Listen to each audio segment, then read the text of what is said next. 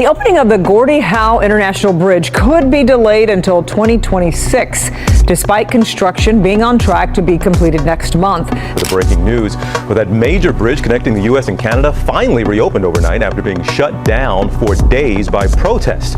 Protests on the U.S.-Canada border. The Ambassador Bridge, which we've been telling you about connecting the U.S. and Canada, finally reopened overnight. Night falls on the U.S.-Canada border, where a $5 billion megaproject was meant to unite two nations, the Gordie Howe International Bridge. But instead of symbolizing unity, it now stands in the shadow of a trade war. A single tariff decision from Washington has turned this steel giant into a question mark. This isn't just another policy dispute. It's a high-stakes clash where pride, survival, and national power collide. And at the center of it all, Donald Trump and Canada's economic mastermind, Mark Carney. Trump's move came suddenly. In March 2025, with just one tweet, he announced a 25% tariff on Canadian and Mexican autos and parts. The justification? National security. The effect? Chaos. Overnight, border supply chains froze. U.S. factories from Detroit to Ohio were paralyzed as critical parts sat idle in trucks. The brand new bridge, hailed as a monument to prosperity, suddenly looked like a monument to miscalculation. Across the river in Windsor, Canadian outrage boiled over. Workers demanded retaliation. But instead of fiery speeches, Mark Carney quietly began plotting a counterstrike. His plan?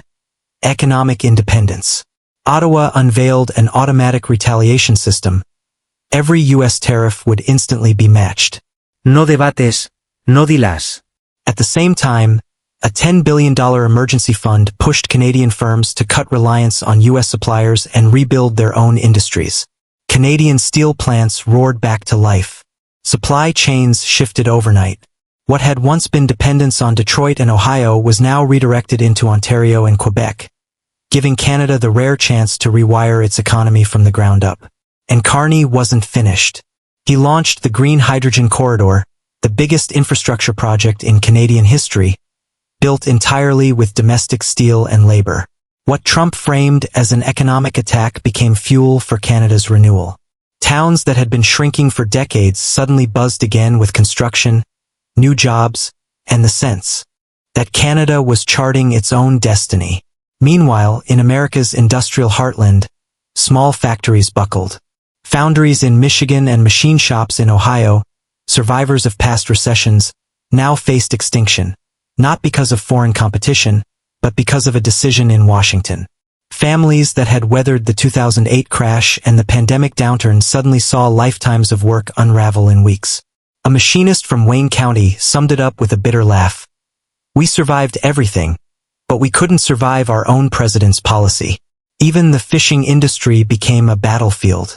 Canada, armed with trade deals Trump had rejected, seized global lobster markets while Maine fishermen watched exports collapse.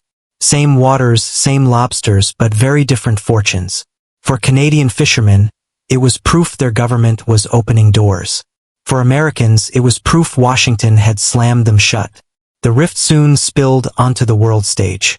At a G7 summit in Alberta, Trump and Carney clashed in what witnesses described as the most explosive U.S.-Canada confrontation since World War II. For the first time in generations, Canada wasn't following America's lead. It was openly defying it. Leaders from Europe and Asia sat stunned, realizing they were watching the unraveling of a North American alliance that had stood unchallenged for nearly 80 years.